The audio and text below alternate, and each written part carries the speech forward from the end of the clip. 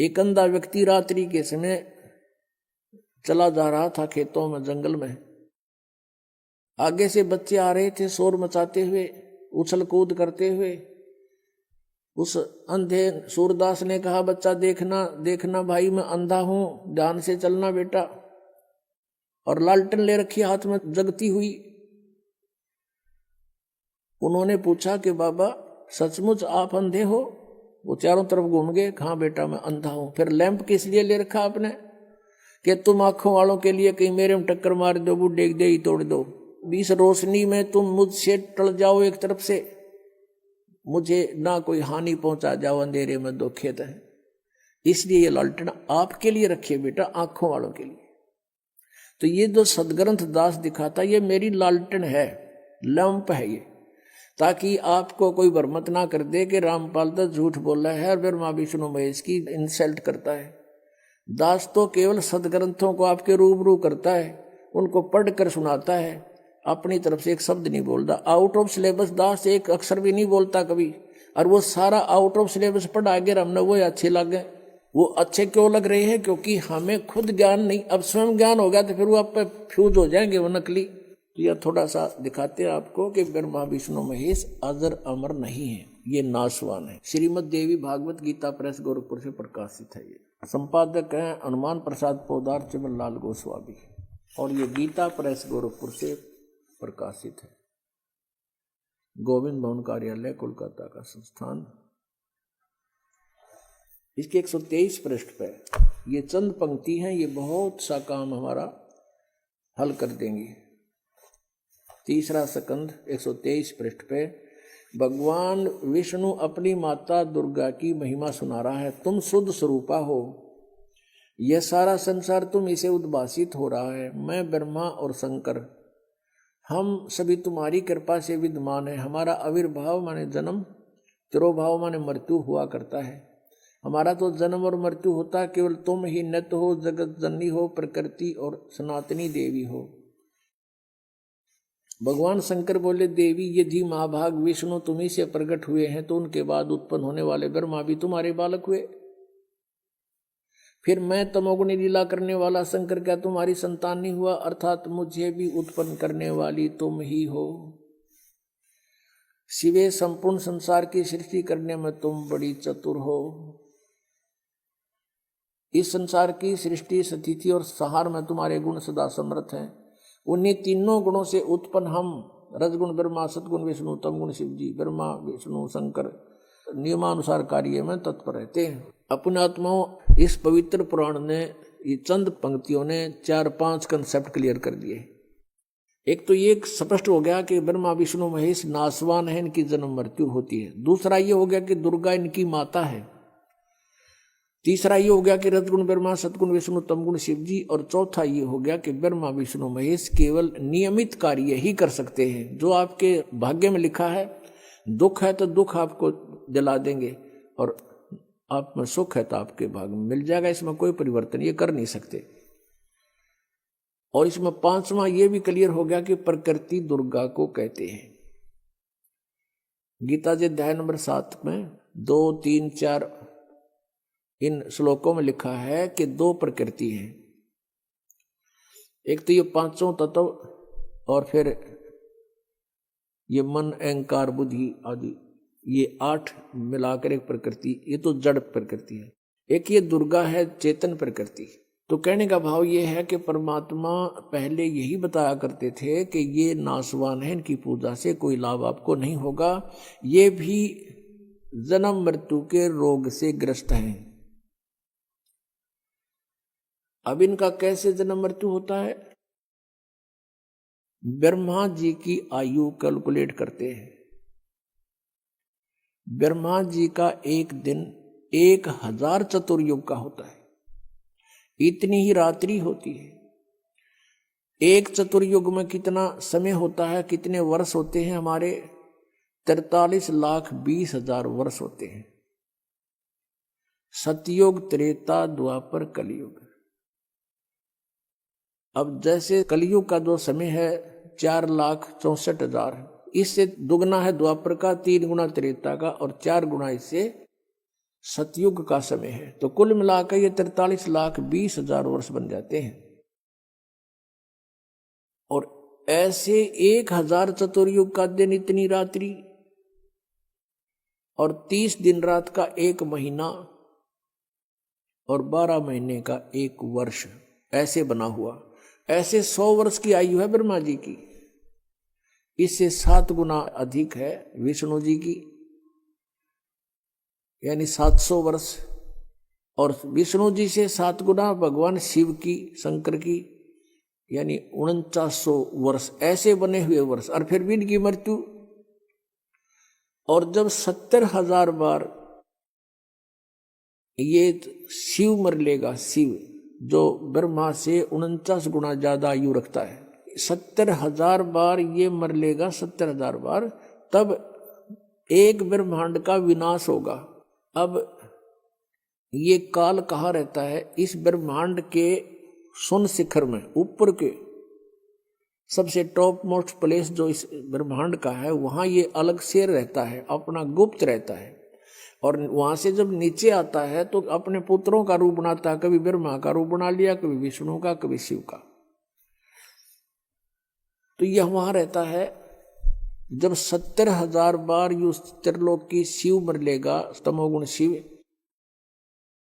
तब एक ब्रह्मांड का विनाश होगा।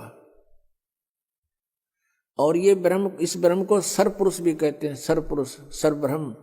गीता जी अध्याय नंबर 15 के श्लोक नंबर 16 में सरपुरुष और अक्षर पुरुष, ये 2 प्रभु बताए, 2 स्वामी।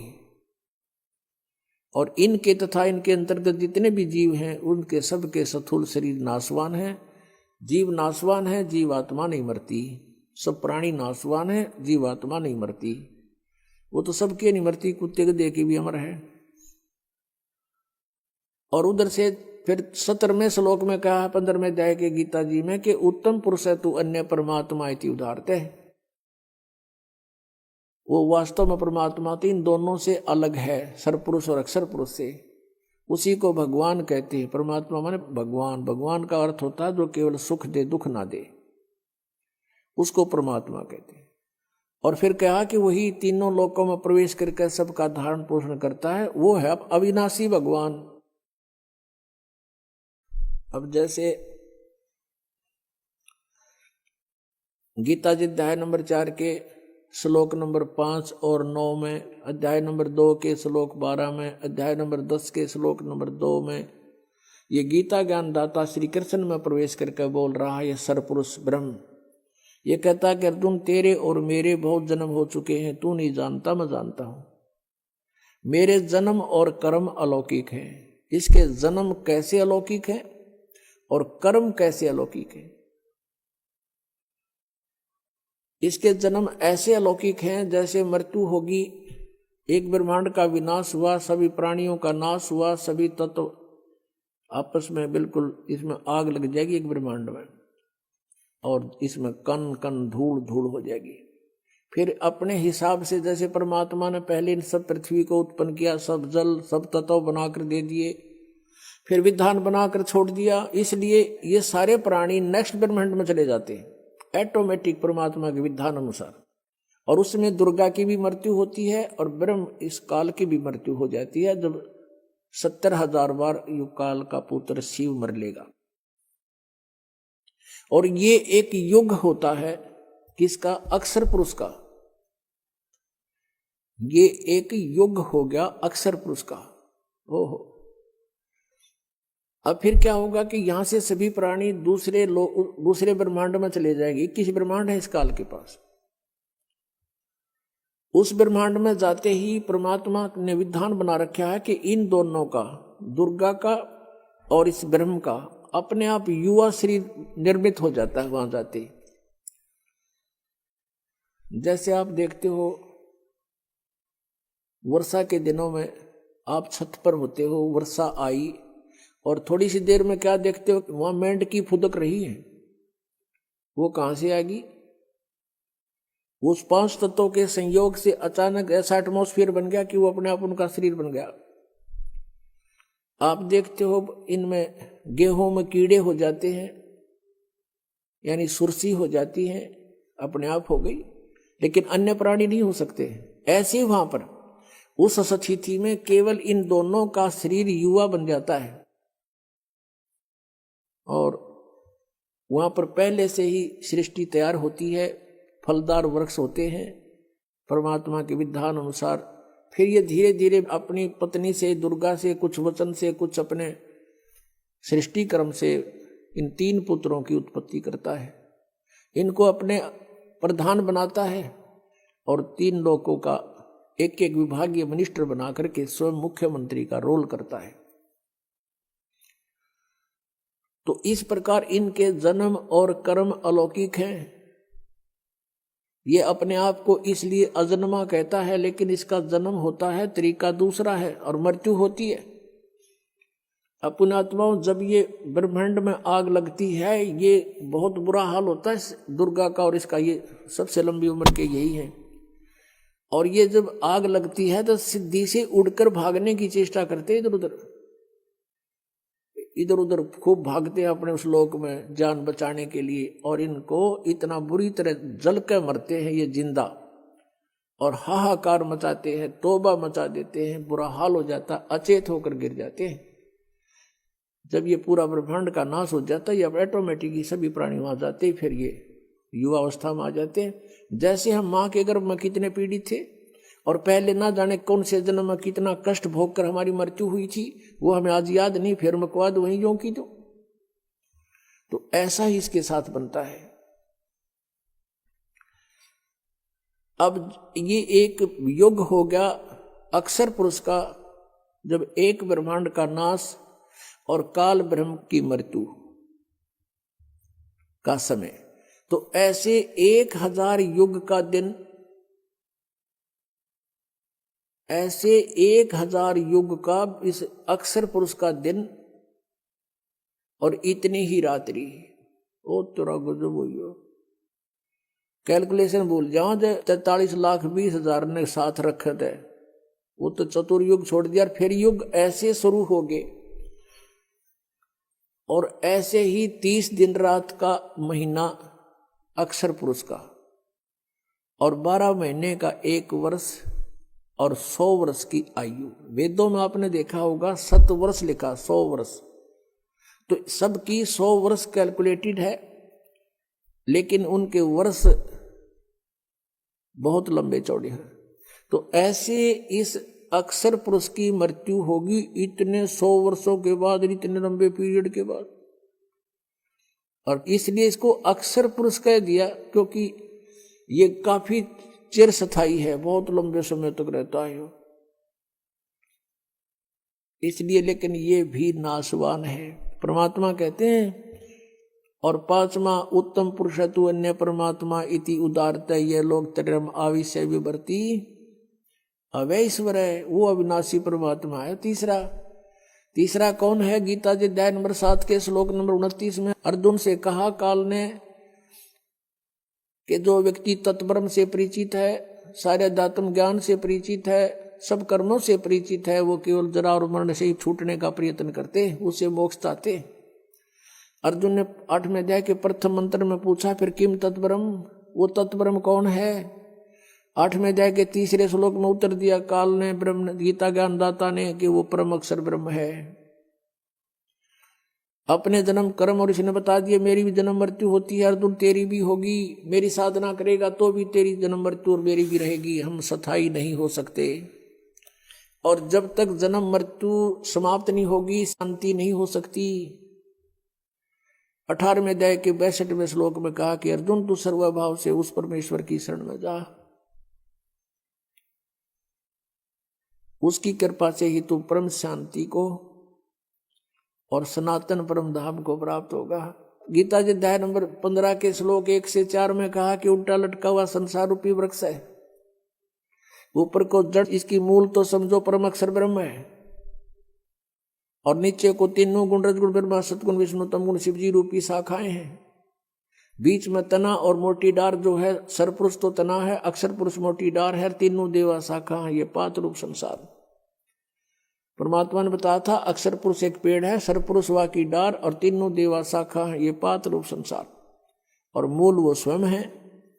तो गीता जी अध्याय नंबर 15 के श्लोक 1 में बताया है कि जो उल्टे लटके हुए संसार रूपी वृक्ष के सभी विभागों को, छंदों को जानता है, सवेदवित, वो तत्वदर्शी संत है। गीता जी अध्याय नंबर 4 के श्लोक 32 में कहा है कि सभी यज्ञों, धार्मिक अनुष्ठानों की जानकारी विस्तार के साथ सच्चिदानंद घन ब्रह्म की वाणी में ब्रह्मणे मुखे यानी सच्चिदानंद घन ब्रह्म से मुख से उच्चरित वाणी में लिखी हुई है, वो है तत्व ज्ञान। उसमें सब विस्तार के साथ बताया गया, सारा डिटेल से। वो तत्व ज्ञान है। चौथे अध्याय के 34वें श्लोक में कहा कि अर्जुन, उस तत्व ज्ञान को जो परमात्मा ने स्वयं आकर बोला है, उसको किसी तत्वदर्शी संत के पास जाकर समझ, फिर वो तत्वदर्शी संत तुझे उस परमात्मा का ज्ञान करावेंगे। तो गीता जी अध्याय नंबर 15 के श्लोक 1 में कहा कि जो इस उल्टे लटके हुए संसार रूपी वृक्ष के सभी विभाग बता देगा, सवेदवित, वो वेद के तात्पर्य को जानने वाला है, अर्थात वो तत्वदर्शी संत है। तो ये परमात्मा स्वयं ही आते हैं। तुम साहेब तुम संत हो, तुम सतगुरु तुम हंस, और गरीबदास तुम रूप न और न दूजा अंश। अनंत कोट ब्रह्मांड का एक रति नहीं बाहर, सतगुरु पुरुष कबीर हैं, कुल के सृजनहार। सतगुरु और पुरुष, पुरुष माने परमेश्वर और सतगुरु माने तत्व ज्ञान बताने वाले। अगर तत्व ज्ञान बताने वाले सतगुरु हैं तो भी कबीर जी, और परमेश्वर है तो भी कबीर जी। तो वो परमात्मा स्वयं ही आकर अपनी महिमा बताता है। अक्षर पुरुष एक पेड़ है, निरंजन वाकी डार, तीनों देवा शाखा समझो, पात रूप संसार। गीता जी अध्याय नंबर 15 के श्लोक 4 में कहा कि उसके पश्चात 3-4 में कहा है कि जब तत्वदर्शी संत मिल जावे, उसके पश्चात इस अज्ञान रूप अंधकार को तत्व ज्ञान रूपी शस्त्र से काट कर यानी समझकर, उसके पश्चात परमेश्वर के उस परम पद की खोज करनी चाहिए, जहां जाने के बाद साधक फिर लौटकर कभी संसार में नहीं आता। और गीता ज्ञान दाता इसलिए कहता 18वें अध्याय के 62वें श्लोक में कि अर्जुन, तू सर्वभाव से उस परमेश्वर की शरण में जा, परम अक्षर ब्रह्म की शरण में जा, वो वास्तव में अविनाशी है। उससे तुझे सनातन परम धाम प्राप्त होगा, परम शांति होगी। सनातन परम धाम शाश्वत स्थानम, सदा रहने वाला, जिसका कभी नाश नहीं होता। इसलिए गीता जी अध्याय नंबर 7 के श्लोक 18 में कहा कि ये ज्ञानी आत्मा है तो अच्छी नेक आत्मा है, उदार आत्मा है, लेकिन ये मेरे वाली घटिया अनुत्तम गति में ही सीमित है, सचित है। इनको तत्वदर्शी संत नहीं मिला, तत्व ज्ञान प्राप्त नहीं हुआ। ओम नाम के जाप से गीता जी अध्याय नंबर 8 के श्लोक नंबर 13 में कहा कि अर्जुन, ओम इति एक अक्षरम ब्रह्म व्यवहारण माम अनुस्मरण, ये प्रियाति तदम देहम सयाति परमाम गतिम। मुझ ब्रह्म का केवल एक ओम मंत्र है और नथिंग एल्स, ये एक अक्षर है, और जो अंतिम समय तक उच्चारण करता हुआ इसका शरीर त्याग कर जाता है तो मेरे वाली परम गति को प्राप्त होता है। ओम से कौन सी परम गति है? ब्रह्मलोक प्राप्ति, ब्रह्म प्राप्ति, ब्रह्मलोक प्राप्ति। ब्रह्मलोक में गए हुए प्राणी भी जन्म मृत्यु में है। तो यहाँ कहता 7वें अध्याय के 18वें श्लोक में कि ये उद्धार आत्मा है तो समर्पित मेरे पे, पर मेरे वाली अनुत्तम घटिया गति में सचित है। और अनुवादकर्ताओं ने, नकलियों ने कर रखा अनुत्तम का अर्थ अति उत्तम। तभी तो मालिक ने बता, अंधे की बाँ गही अंधे ने, मारक कौन बतासी। 17वें अध्याय के 23वें श्लोक में कहता हूँ, सच्चिदानंद घन ब्रह्म की साधना का ओम तत्सत इति निर्देश ब्रह्मण त्रिविध समर्थ है। उस सच्चिदानंद घन ब्रह्म के पास जाने का, पूर्ण मोक्ष प्राप्त करने का, उसको पाने का 3 मंत्र की साधना है।